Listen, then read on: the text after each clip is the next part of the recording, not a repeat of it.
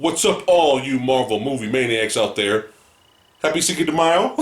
Phat Samurai Guy here with Phat Ninja returns, and Lady Phat Blood. That's right. What's going on, guys? We're going to talk a little bit about Guardians of the Galaxy Volume Dos. That's right. Now, there will be spoilers. There's going to be spoilers, so if you guys don't want to, hear any spoilers, go ahead and stop the video, go see the movie, then come right back. But we got lots to talk about. Go! What? You might as well see the movie. Just see the movie. Just go see the movie. Yeah, what are you listening Turn the video off right now. What are you listening to us Just go see the movie. Just, what do we know? We're a bunch of schmucks drinking beer. We're Cheers. nobodies. I just got a just new go mug. see the movie. You like my new mug? There's vodka in that. Oh. No. Cheers. Okay, so I guess I can start it off. Mm-hmm. I'll start off what I expected, because I know you guys did your little expectations. I was expecting a movie to be not necessarily better than the first one, but given the reputation of the filmmakers, I was pretty much expecting it to not be worse. I was expecting it to be pretty much on par with the first movie. And I think for the most part, that's what I got. I think this movie did some things a little bit better than the original. Mm-hmm. But at the same time, I felt like it did a lot just as well as the first movie. I felt one of the things it pulled off pretty well was it had a lot of similar beats and callbacks to the first movie without feeling like, oh, this is just the first movie all over. And it very easily could have felt that way. Yeah, it didn't really feel like a rehash. Like it's the exact same thing over and over and over again. Yeah. It was a little similar, but it still felt fresh in a way. But what was some of the... First, let's get the obvious out of the way. Special effects are great. Action sequences are fun. Let's get the obvious out of the way. It felt like there was a lot more action in this one. Yeah, a lot more action in this. A lot more comedy in this. Lots more one-liners that really hit hard. Yeah, there were a few moments where I had to wipe the tears from laughing too hard with this movie. Yeah. So, let's get the obvious out of the way. The acting performances were fine. What I liked about this film is that everyone had a lot more chance to shine now. Especially Gamora. Gamora... was actually kind of one of my issues with the first movie. I did not feel like she was anything dynamic. She was kind of a one-note character that was just like, oh, I was the bad guy, but now I'm not because the movie said so. Yeah. And they tried to make her kind of a badass and just the way her personality is, but I wasn't really sold by it. And I gotta give them credit. They gave her a lot more of a story. They gave her a lot more of a personality. I don't give a shit about her and Star-Lord hooking up. Fuck that nonsense. I do not give a shit. Don't let it be spoken. Keep it unspoken. Just keep it at that. What you did at the end was fine. Well, then they kind of hint at that a little bit when Star-Lord was trying to gain her affection. He was like, "Don't worry. I know what you're trying to think. It's like a romantic sitcom or something where the two leads finally get together, and then there's 0 ratings now, Don't worry about that." I thought that was kind of funny. But, yeah, I got you. I understand. Hopefully they don't get together and have kids, because that would be really stupid. That would be really bad. For those of you cheap people, this movie may actually be worth seeing in 3D. Yeah! Yeah, I'm not an advocate of 3D. Again, my eyes do not process 3D well. I get a lot of flicker motion, but I am actually a little curious to see this in 3D. Yeah, I think we're going to. It seemed like it was filmed... you know what? It had that feeling where it was very entertaining to watch without the 3D, but you can tell that it was filmed for 3D, but it wasn't like the Resident Evil films, like 4 and 5, where, okay, this movie is an hour and 45 minutes specifically because of the slow motion designed to enhance the 3D filming. It wasn't like that at all. It was very appropriate. Yeah. It didn't slow down the film at all. It actually kind of enhanced it, and I think we might have to give it a shot in 3D. Yeah. I'm not the biggest fan. Yeah, it definitely looks like it'll be a lot more fun. Or at least a different experience, But that's the key word to both of these movies. Fun. Fun and entertainment. The first film really caught us off by surprise. We had no expectations with the first movie. We didn't know what we were going to get. And we got a really fun, entertaining sci-fi action movie. With a lot of heart. With a lot of heart. Really fun characters. Really took us off guard. Now, of course, with all the hype that went out after the movie made, $1 billion, obviously with that hype, people going in with huge and high expectations, a lot of people found the first movie to be boring. Okay, so I don't understand that, but I guess I can kind of get it maybe a little bit if because of all the hype you're going in expecting that. But we were like, we were just like, well, hopefully it's entertaining. We saw it twice in the theater. Yeah. We saw it once in standard and once in 3D. So. Yeah, so we were really, really entertained, and it was a movie that was we kind of celebrated in the fact that it was a property that they took a risk on.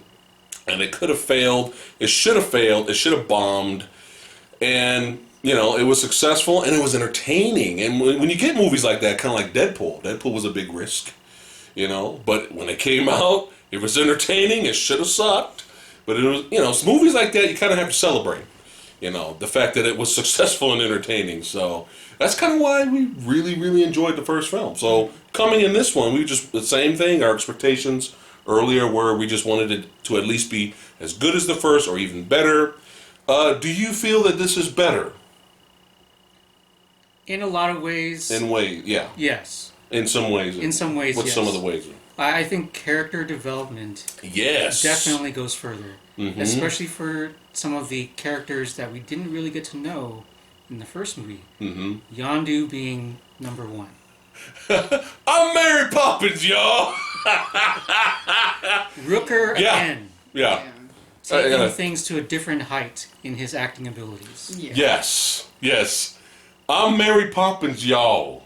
Yeah. That might be my new favorite tagline. I'll start using that. Yeah, he was great. He was fantastic. And kind of what you were we were talking a little bit earlier, and you kind of mentioned that Yandu might be one of the most, or maybe the most fleshed out character in the Marvel Cinematic Universe. Possibly, or at least one of the best. Yeah. Not my opinion alone. I saw this in an article, but I agree with it. Yeah.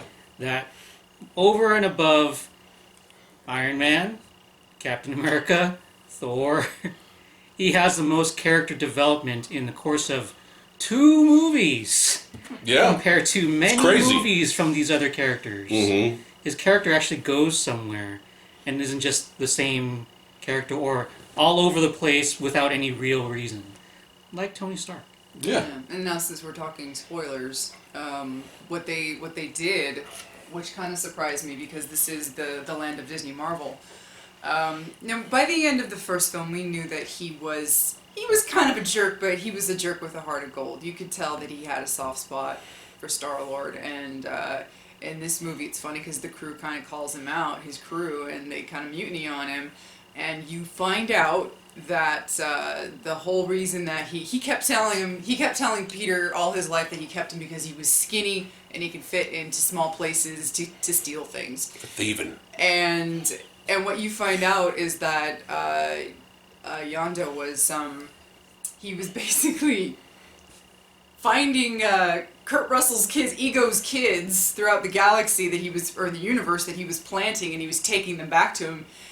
And if they were not genetically up to snuff, Ego was killing them, and Yandu found out about it, and he kept Peter because he didn't want him to die. He felt guilty for what everything had, transpired. And he has this really great moment with Rocket where he calls Rocket out on why he's pushing everybody away.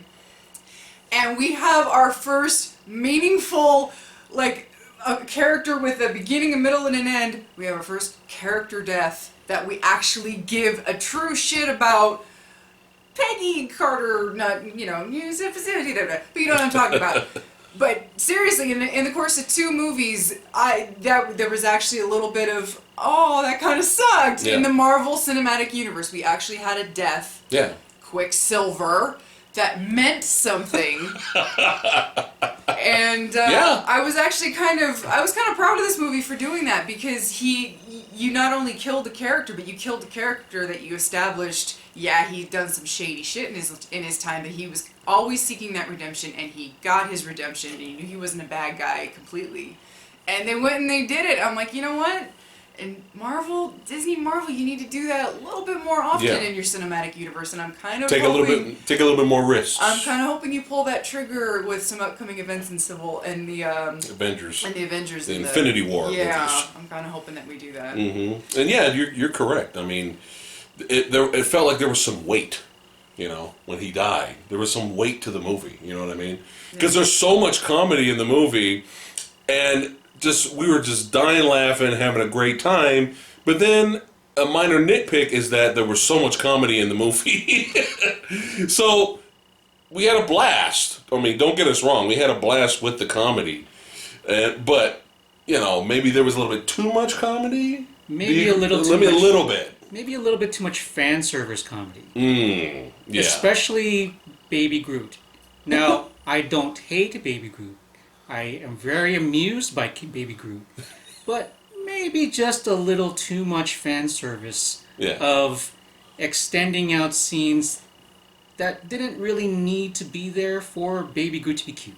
Yeah. I had a feeling that was going to happen. Yeah, we kind of knew. Just because, you know, Groot was kind of the fan favorite in the first one, and when he comes back as the baby, he's dancing, and, you know, they had a callback to that, which didn't really make sense at the very beginning of the movie. They had a callback. He likes to dance. Well, they had a callback to him dancing, and Drax, like, the opening scene was actually really hysterical. Oh, yeah, it was great. But the scene where Drax, like, gets thrown at him and Baby Groot stops dancing.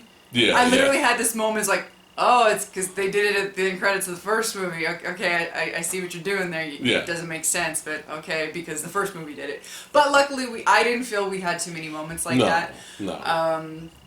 One of the things that I will say that I feel that this movie did better than the first one, where I did not hate Ronan in the first movie. He was a generic stock villain. Yeah. That did what he did, and he served his purpose. The villain that we get in this movie, which is Peter Quill's dad, played by the immortal Kurt Russell, this actually gave us clearly he was nefarious the whole time. When he finds Peter, you're like, okay, what's this guy's agenda? What's really going on here? But what it ends up turning into is because Nerds here. That's right. Jack Burton, brother. That's right. Jack Burton. Because he is connected to the main character, and you have this villain that actually has weight, has emotional weight, and has a real legitimate purpose. And Peter's dad's a fucking dick. Holy shit. Yeah. He did some pretty nasty shit. You find out why Peter Quill's mom had a brain tumor. And it fucking sucks. It made a great dramatic moment for the film. It was a little on the nose, but it kind of fit, I thought. I just love Kurt's delivery. Yeah. That's why I had to do it, because, it had to be done, so. Do you want to give them like a brief, just for the newbies, a kind of brief plot synopsis in your own words of what the movie was about? Well, there's a lot going on. Just a brief, kind of an idea. For a while there, I was afraid that a little too much was going on, because we had this gold race, this gold alien species that kept coming in and out, and they were kind of borderline annoying, but then they kind of was like, okay, I get it. And they ended up serving a purpose, and apparently they're setting up something that's going to happen later on in the MCU. Yeah. Don't insult them. Yeah. Basically, Star-Lord Star-Lord's dad finds him, takes him to this planet and tells him, hey, you're half, celestial? You're half celestial, and you have this inner light within you. And he's trying to convince Star-Lord that he's wanted to be a dad to him this whole time, but he couldn't stay on Earth with him and his mom because he had to go back to this planet because he would die. In the meantime, you meet the new character Mantis. Yeah. who ended up. She was fun. I like ends Mantis. up being kind of a main character, and she's very entertaining. And she's got this, empathic ability and all that, and she starts to feel guilty that she's hiding this secret because she knows that Ego's up to no good, and so she kind of ends up, flip-flopping and like trying to help the Guardians, and but you got the splitting of the characters because you got to have inner conflict, of course. You got Rocket, who's acting like a jerk like he does. Mm-hmm. He goes his separate way, and Gamora and Peter go to the planet with the dad, and you eventually find out that the dad's been doing some nefarious shit. The secondary plot is we've got Nebula, who I was really, really, really nervous about at first because Nebula was a character who she looks fantastic. As a design, I absolutely adore her look, but in the first movie, she was just evil. Yeah. She was just straight up, I am evil, and that's it. I'm a one-note baddie, and that's all I'm ever going to be. And I was really scared when she came back in this one because it was really feeling like, why is Nebula in this film? Yeah. Seriously, is it just to tie up loose ends? And at first I thought, oh, they're just tying up loose ends and going to take her back and she's going to be put on trial or whatever, prisoner or whatever. No, she's in the whole damn film. And like for the first half of the movie, I'm like, oh God, oh God, Karen, tone it down a notch, please, sweetheart, I love you, but damn it. And then 180, Nebula gets a story. And Nebula becomes a character that you actually kind of are fine with. I didn't see that coming. And again, can't even sympathize with. Exactly. Yeah, I did not see that coming at all. And again, you take a character that was just not even on a blip for from the first film. It's like, well, she looks great, but I really wish she wasn't there. I wish she wasn't talk or anything like that. Just fight. But the reason they give for her being part robot is very storyline driven and makes tons of sense and actually gives you more reasons for why there's a conflict with Thanos coming. It's compelling. It's kind of fucked up. Yeah. It was very effective. I'm really happy that they did that because now we get this other dynamic with Nebula and Gamora possibly. At least Nebula, we got this new ally probably. It looks like Mantis is going to be a part of the team.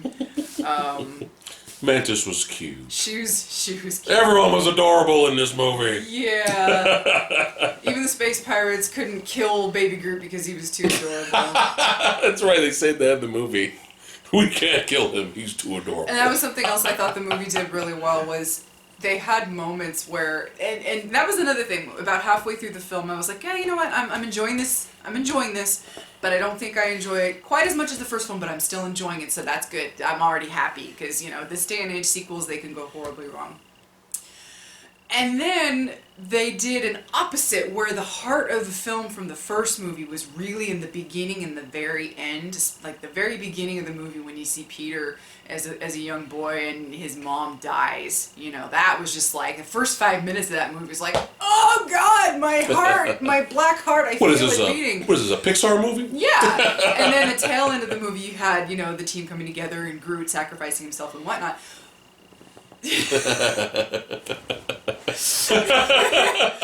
In this one, a lot of the heart came at the halfway point. By the time the halfway point comes, you start getting the heart with the Nebula story and the Yandu story, and Peter has this revelation when he finds out about his mom. Rocket kind of snaps out of his assholic nature. Not that he's not Rocket anymore, but I feel like the heart really, really kicked in by the end of the film, and I think the end, like the last half of the movie, was what really kind of sold me. Was like, okay, it tugged on the string. Because at first I was like, okay, well, we're just having a lot of fun, but the heart isn't really quite there anymore, and then it proved me wrong in the last half. So no, that's perfect. And everybody at this point, everybody makes fun of and it, it's cliche, so it makes sense. But at this point, everybody pretty much makes fun of every comic book movie has to have an end-of-the-world scenario with the blue light shining and go shooting up in the air or something like that. And they do that again in this movie with Kurt Russell's, he inserted himself in these other planets. But he needed Star-Lord, he needed Chris Pratt's celestial power to help him, basically almost like a battery, charge up himself on the other planets to help take over the other planets that he was on. Are you still with me? So It's movies. It's yeah. And comic book movies. Yeah, it's comic book movie. Yeah, so Sci-fi. Yeah, sci-fi. So that was all going on. So we did have a similar end of the movie, end of the world, end of the galaxy type of scenario, and our superheroes have to save the day. But what was so funny was how the director and the treated that, finale, because there was so many what the fuck moments and comedic moments that came out of nowhere that they weren't, they're having the same type of setup finale, but it was like not taking itself too seriously. Yeah, they would have hero shots. The Pac-Man scene. Oh my god. You want to explain the Pac-Man scene real quick? So, Ego and Star-Lord are fighting each other. Yeah. And go at each other. Star-Lord has more powers because he's connected to the planet as being part celestial, whatever. So he's got more powers and he's able to form parts of himself out of the planet. Ego does that and becomes like a rock version of Ego. Right. But Star-Lord becomes a rock version of Pac-Man.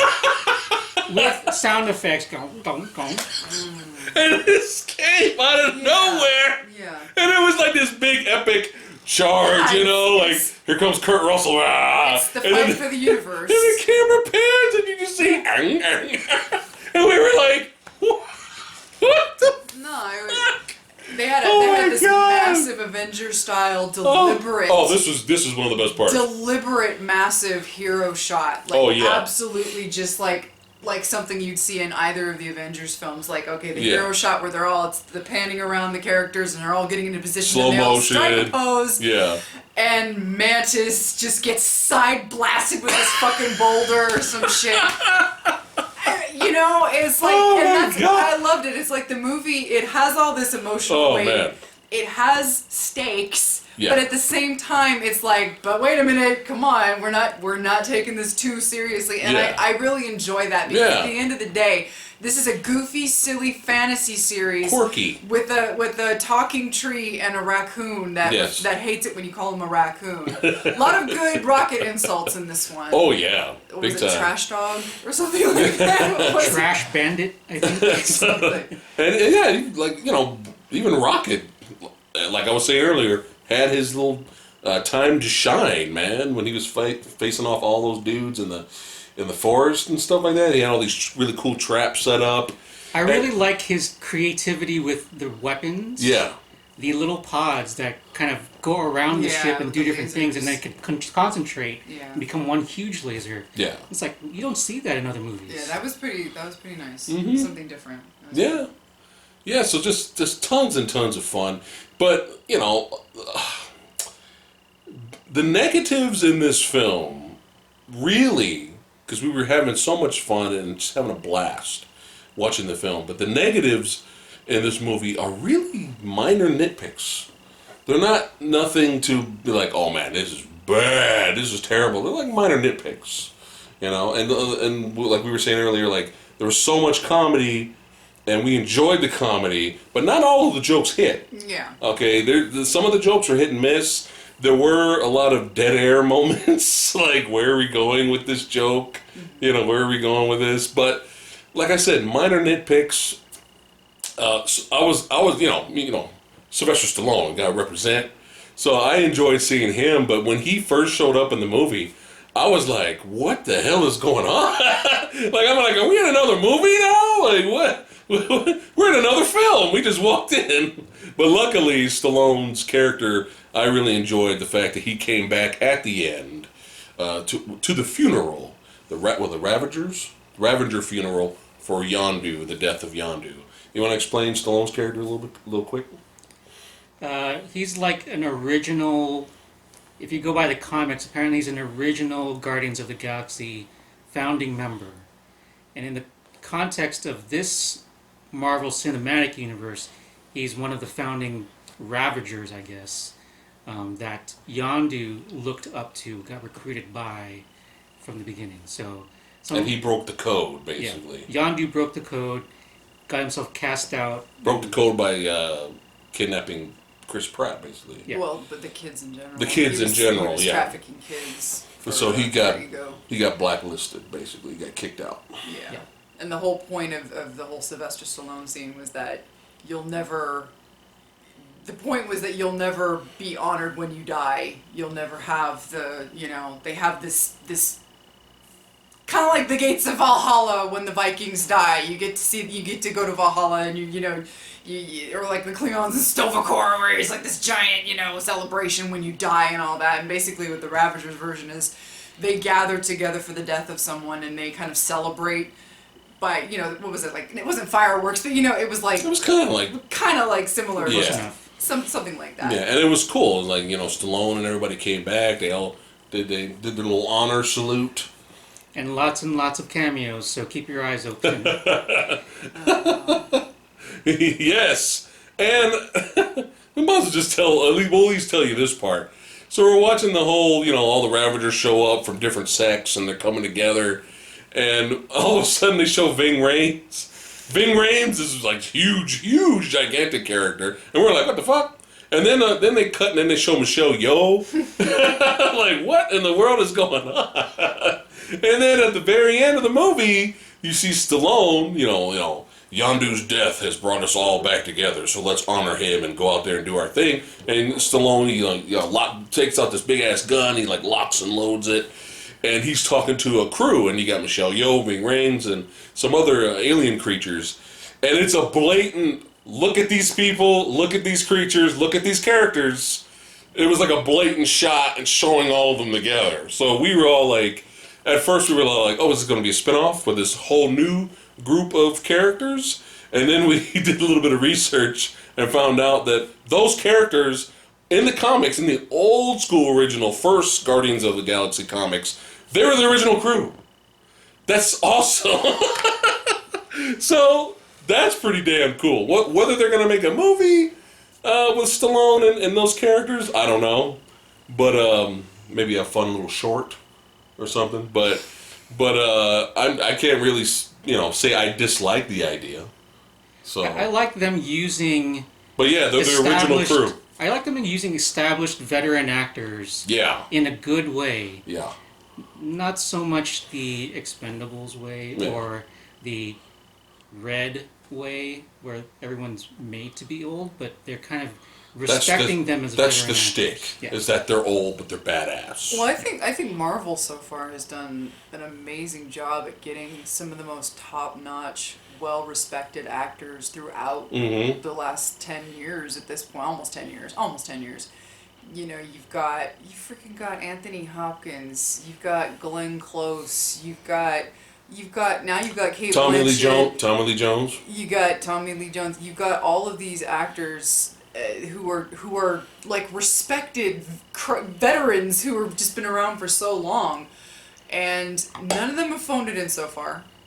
I honestly don't see Kate Blanchett phoning it in. You'll be okay. Can we talk about the de-aging visual effects?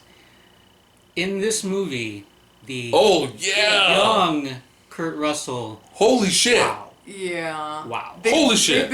Marvel's been getting better. They started off, they did, I remember one of the first things they did was Peggy Carter when she was older in Winter Soldier. Yeah. But it was still a little wonky. She had makeup effects on her, but they wanted to look more like, loose old aged skin. And you could tell something was a little up with around the mouth and the eye area. And then they did correct me if I'm missing anything, but I remember next the Robert Downey Jr. scene in Civil War. Oh, and they made him younger. There was Michael Douglas and Ant-Man. There was that one too. Okay, and that one wasn't bad. That was very good. That was impressive. Pretty good. Now the Robert Downey Jr. one I thought looked a little waxy. Yeah. Just a little bit, but it was like, okay, it's not Professor Xavier and Magneto at the beginning of X3. or Professor Xavier in X-Men Origins. It's nothing like that. But I think this one they've kind of hit it, and it's a little creepy. Dude, it's like amazing showing because they do a flashback in like 1980. Yeah, 1980. And Kurt Russell's riding around, or was it Ego? Yeah. Ego's riding around with Chris Pratt's wife, Star-Lord's wife, and They tease it so nicely. I'm sorry. His mom. Mom. Sorry. His mom. Yeah. They tease Mother. They tease it so nicely because you see this long shot with just this hair, this ridiculous hair, Yeah. flowing in the wind as they're driving in the drop top. And then him in sunglasses, and he's laughing in the Kurt Russell way. Yeah. And then they actually, you would think they just kind of leave it there from the distance and not really show his face with full CG de-aging. Yeah. And then they show his face with full CG de-aging. Yeah, it's amazing. really impressive. And the car shot and him laughing and having fun in the car was enough. We were really impressed.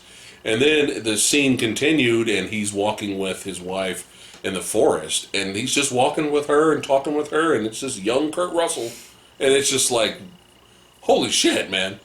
I mean, I know a lot of people out there complain about Carrie Fisher in Rogue One. Her CG, face not looking that well, because, the CGI'd her from scratch, so maybe that's a little bit more difficult. I would, yeah. But Kurt Russell, man, like, wow, that's really impressive special effects. Like, that's really impressive. Yeah, you would think they... Her mother was confused.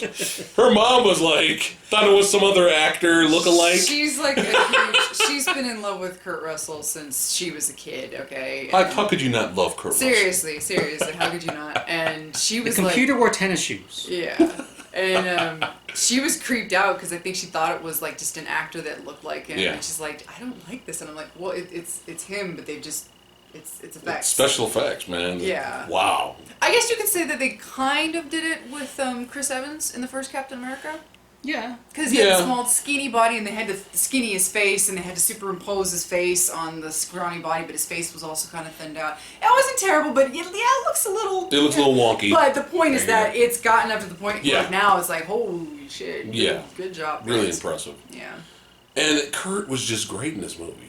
He was just great. His voice, his acting, his eyes. I mean, he was just so good that even when you got to the point in the movie where you're kind of like, something's not right, a little small part of you is like, I don't know if I want him to be a bad guy. I like him so much. But then, when he does reveal that he's, the villain of the piece, it's still convincing and it still works. So He played a really good asshole. Yeah. And that's usually the best kind of villain, at least cinematically, Yeah. is the ones you can sympathize with a lot. When you can understand the motivation, why they're doing what they're doing, and it's not just, I'm evil. Right. When you can see why they're doing it.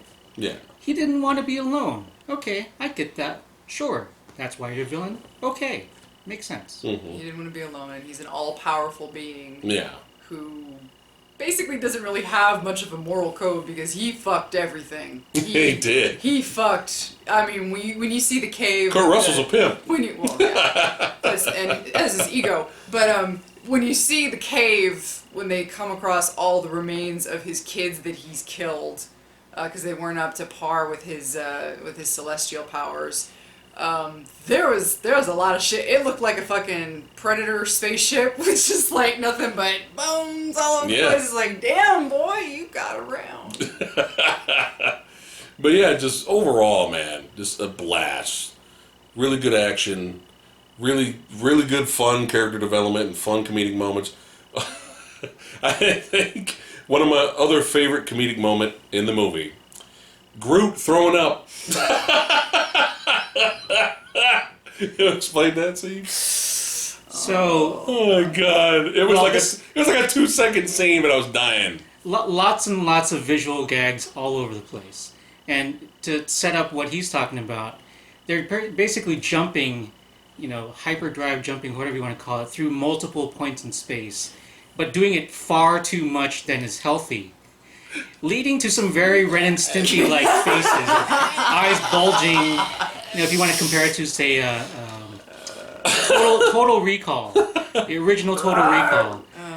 Eyes bugging out and going crazy, and them just jumping through 700 or something points in space.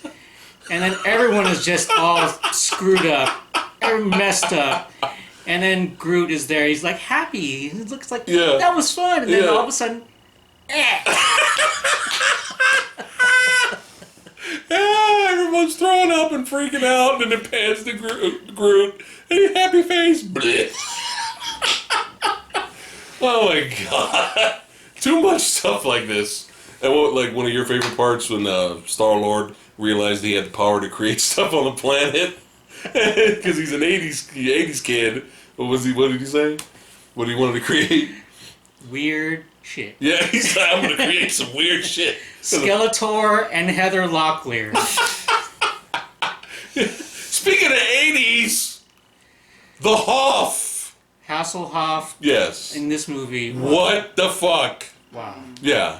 Another out of nowhere. Yeah. You don't really expect it to be there, and it's there, and it's like, oh my goodness. Hell's a poppin' moments throughout this movie. Oh my god. And make sure, and you guys know by now, don't leave the end credits. Okay, there's tons of scenes. I don't know why anyone who has been to a Marvel movie and has like Marvel paraphernalia on leaves the theater before the credits are over. We were in a nearly packed theater at 9:30 this morning. Nearly packed. Like, I want to say there was maybe 10, 12 seats that were open. And so there's a lot of people in the theater. I want to say half of those motherfuckers got up and started exiting, and what do you know? A fucking end credit sequence, like almost. It's not at the very end, but there's a couple the first one. There's a couple of credit sequences that happen in this one, and I'm like, dude, how many years have we been doing this now? When did Iron Man come out? 2008. 2008. It's like, come on, you guys, you know better than this, right? Yeah. People. They stopped for the first two end scenes and then left. And then they missed one of the most important scenes, and that's, Teenage Groot. You get to see Teenage Groot. It's hilarious. Teenage Groot. I mean, it's not something you would necessarily think of. It makes sense now thinking of it and seeing it, but, you think Baby Groot, and then he just eventually becomes Adult Groot. But Teenage Groot, playing video games, ignoring Star-Lord with the, I am Groot. Oh my gosh. Yeah. Wow. Yeah. So with that in mind, could you say with the next Guardians of the Galaxy film, Volume 3, he'll be back to Adult Groot? Original Groot He should, because that's the Groot we all know. You notice that this movie takes place, like, not too long after the first movie, because its flashback was 1980. And then it said 34 years later, which would put it at 2014. Okay. And the first movie came out in 2014.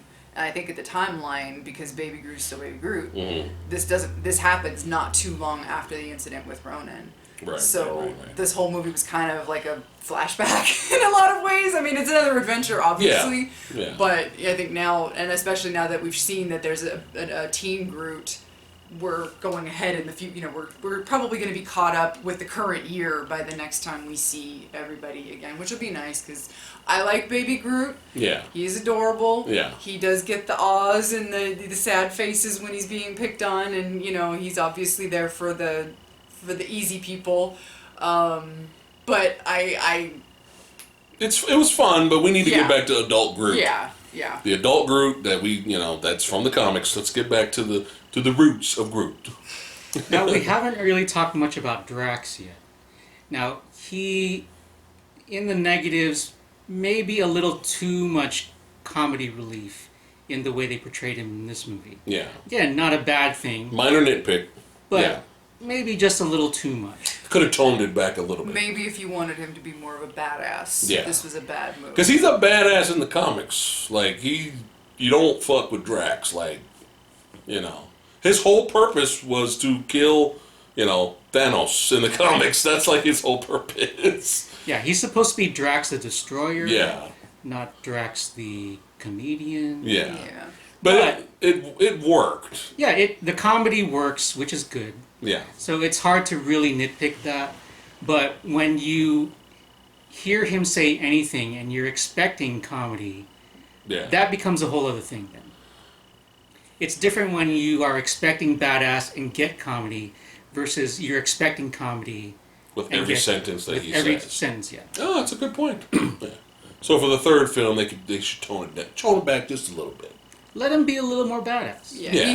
he had some good moments with Mantis at least, Yeah. because that at least allowed Mantis's Oh my character God. to have a purpose, have more of a purpose, and they had some good back and forth. Oh my God. That was a good part, but yeah, especially when they so greatly established in the first movie, he had brief comedic moments in the first movie, but Yeah. he was the first one willing to scrap, even though got him into trouble in the first one.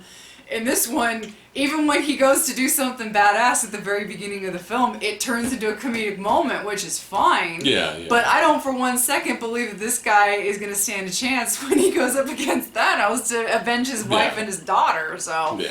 like you said, I hope they kind Just a of little bit. Tone it back. let him do some more stuff. Yeah. It seems like they were more focused on making Gamora the badass Yeah. than Drax, which I get it. That needed to happen though. That she needed to needed happen. more. Give her something to do. Yeah. She needed more character development for Because sure. isn't she considered like the most dangerous woman in the galaxy or something like that? There's some tagline they give her in the comics, and you don't really see her being that badass in the first movie. Like she has her moments, but in the first movie she was like jobbing out to like the prisoners, like grabbed her and she was like done. So it was like most dangerous woman in the galaxy, huh? But in this one, she picks up a fucking like Hulk-sized gun, like this ridiculous gun that came off the ship. It looked like it was like a special finishing move in like Marvel vs. Capcom. And she's just blasting when she was trying to fight against Nebula, and she was screaming, ah! And I was like, yes! Yes! That's what I like to see. Thank you, movie. So, yeah. More of that. Yeah, more of that. Now, the whole Adam Warlock thing. You want to talk about that briefly? I don't know a whole lot about Adam Warlock. I am a comic book nerd, but not to that extent. Yes. But they're setting up for Adam Warlock and the whole Infinity War and all that stuff. Apparently they've changed his origin, and they teased it before in the end credits or the collector's little realm in the first Guardians of the Galaxy movie. But it's weird because I wouldn't think that they would mainstream that character. Like Adam Warlock, it's already a strange name to begin with. I'm wondering actually if they'll change his name. They might. But Aisha, the leader of The Gold People. the Gold People, the Gold People that plays arcade video games, she's like creating him to go after the Guardians to get revenge, basically, for humiliating her and her race or whatever. So all I know in the comics was that Adam Warlock was so powerful that he was like Thanos' like rival. I mean, that's how strong he is. So whether we get first he's bad, then he turns good, and maybe do you think he'll actually show up in the Infinity Wars to help fight against Thanos and help out our team of Avengers? We only have 2 years That's to true. establish that, because it's going That's to be true. 2018 and 2019. Or he'll just be the next villain in Guardians of the Galaxy Volume 3. Yeah, he'd probably show up in number 3. I think Infinity War might be a little too soon. Okay. But, Yeah. you never know. But- They can sometimes jump characters ahead in time and all that stuff. Who knows how this all plays out?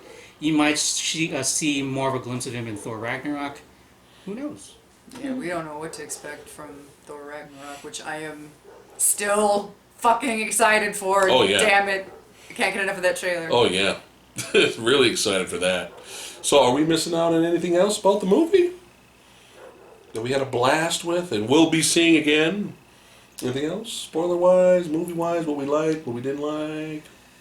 I did not like Star-Lord pulling a Chris O'Donnell Robin in From Batman Batman and Forever? Robin, Oh, Batman and Robin. where he's just like, oh, you're just jealous, Gamora, because I have powers now. I was like, I want a car.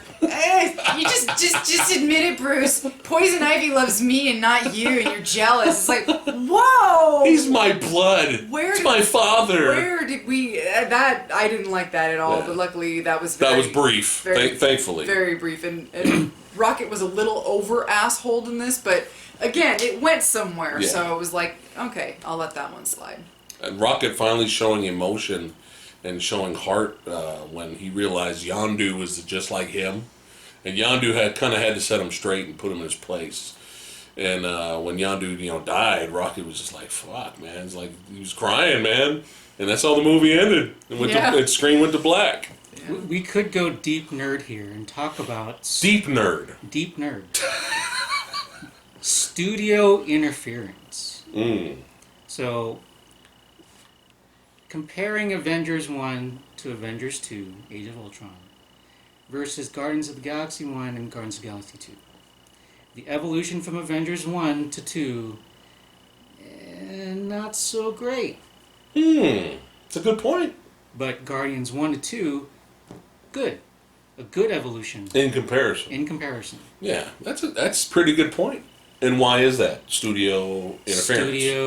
Not interfering. Yeah. As much, at least. At least in a media way. Right. That it's advertised in media that Joss Whedon leaves because of too much studio interference. That's horrible. And now, Joss Whedon is working for DC! Good job, Marvel! That's alright, Warner Brothers will fuck it up.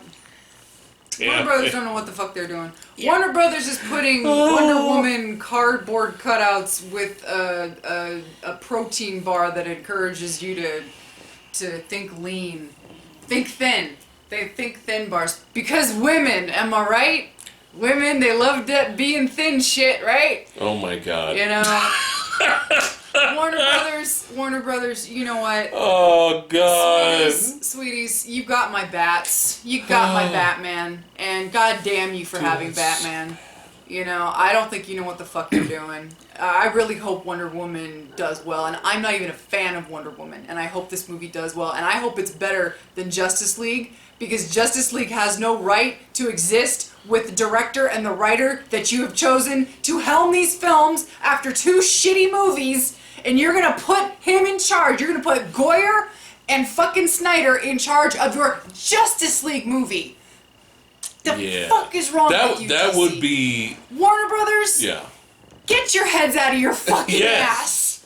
Yes, that would be horrifying. Yeah, actually. That would be horrifying and horrible if... Just think about this. I'm on a DC rant now. Going nerd... What would you say? Deep nerd. Deep nerd. Just imagine how bad that would be if overall, in terms of telling a story, Wonder Woman is actually better than Justice League. But because it's Wonder Woman, nobody gives a shit. I could see it happening. Oh my god, that'd be so bad! I could see that happening because there's less characters involved in Wonder Woman versus what they're having to do in Justice League. And we haven't even seen in the trailers Superman yet. Or Green Lantern, which he's supposed to be in the movie. He is? Is he really? What? Oh yeah, we know exactly what we're doing. We got it all planned out. Oh. We got this. Warner Brothers, we got this. You know, fuck the fact that The Dark Knight was in 2008, almost 10 years ago, and you had it. You fucking had it. You had it, and then Yeah. you let Snyder take over. I'm trying to be positive here, okay? Still got my fingers crossed for Wonder Woman. Still got my fingers crossed for Justice League. That last Justice League trailer, I thought it was entertaining. Yeah. Yeah, I thought it was entertaining. So it's got Momoa. Yeah. Momoa. You will love the Momoa. You will love him. Khal Drogo, how did you die your death? The Roman Reigns of DC. Wow. Ouch. Her words, not mine. I got your back, Momoa. That's right, represent, got your back. Anyway, we're going nerd deep even further here. Or deep nerd. Nerd deep. Deep nerd. So I guess that's it then. So we'll go ahead and give our final review then, our final rating. Sure. We might all be on the same page. We'll find out in a second. But I give, just had so much fun with this sequel. This is how a sequel should be made. And, expanding on the universe. And just being very entertaining. And then taking risk and killing off one of the main characters. Having that character development. And then, boom! Bye! He's dead. It just gets you oh. And he's dead. Dead. There's no coming back from this with the When you're particles in space, that's it's a different story. yeah. Not like Agent Coulson. Yeah. So anyway, like I said, that's another video for another day. But just looking over all of it and just having so much fun with the film. I highly recommend that you guys go out and check this out. Even if you're not a Marvel fanboy, even if you're not a big comic book person and you don't really know the comics, still go out and see the movie if you love sci-fi and love action, or if you just love some comedy, you'll have a great time. So I'm going to give Guardians of the Galaxy Volume 2 4.8 out of 5 stars. Are we on the same board, or is yours a little different? What do you give it? I think my review in our 5-point scale for Avengers 1 would have been a 5 out of 5. Would I compare Gotga Vol 2 in the same level? Maybe slightly less. Yeah. But still way up there. I'd say a 4.8 is probably good. I wouldn't really want to see it again, though, and really solidify that rating, but we'll stick with 4.8. Yeah, I think... 1 out of 5. I give... a million dislikes. No, I would probably say I would give the original a 4.9 because it did get me out of nowhere. It really came, it surprised me. I love being surprised. I feel like you just can't be surprised this day and age. Media doesn't allow it with films. You got trailers bombarding you, TV spots, YouTube ads. You can never avoid the spoilers unless you close your eyes and plug your ears. And, to go into a film like the first Guardians, not knowing anything about it, and coming out just loving the film so much, I probably give that one a 4.9. I was originally going to do a 4.8 with the sequel, but I'm almost leaning towards what I did with Civil War and Winter Soldier, where I gave both of those movies a 5 with the addendum that I still love Winter Soldier more than Civil War, but I thought with the amount of stuff Civil War had to do and how well they balanced it and how the stakes were raised and how the story progressed, I still gave it a 5. I think I'm probably leaning more towards a 4.9, where I still like the first one just a shred. Yeah. Because it surprised me and it got me by the heart, my little black dead heart. But the sequel did a lot of what I wanted a sequel to do. It just took a while to do it. Yeah. So, I said, the first half was but then the second half was holy shit, there's the heart. And it's okay, now you kind of got me there. So I have a feeling when I watch it again, I'm probably going to catch a little bit more. Kind of the same thing. Where, Yeah, 4.9. I think I'm gonna tie it, but I think I still like the first one a little bit better. But I love what they did with the villain in this one. It's almost like a hey, Yeah. No, that makes sense. Let us know. What you guys think? Let us know in the comments below. What you guys thought of Guardians of the Galaxy Volume 2? Piece of shit sequel? Just end it all? Marvel Studios just kill it? fuck Marvel? DC for life? DC for life. DC for life? DC for life. Batgirl. Whose baby are you? Oh, God. I'm kidding. Nerd deep. Deep nerd. Keep saying it wrong. Anyway, let us know in the comments below what you guys thought of the film. And thanks again for watching. As always, you guys rock. We'll see you guys next time. I'm Groot. Like, share, subscribe. Like, share, subscribe.